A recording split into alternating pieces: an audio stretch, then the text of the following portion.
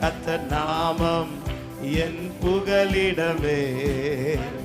சொல்லுமா, யெகோவா ஷாலோம், சமாதானம் தருகிறீர். யெகோவா ஷாலோம், சமாதானம் தருகிறீர். யெகோவா ஆமென்.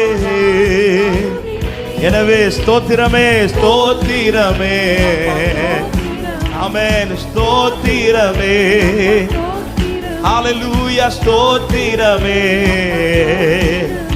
ஆமென், ஸ்தோத்திரமே. கர்த்தர் நாமம் என் புகலிடமே, கருத்தோடு துதித்திடுவே.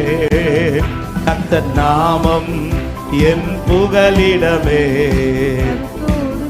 ஆமென். எனவே கலங்கலப்பா, காலங்களப்பா, நாங்க காலங்களப்பா, காலங்களப்பா.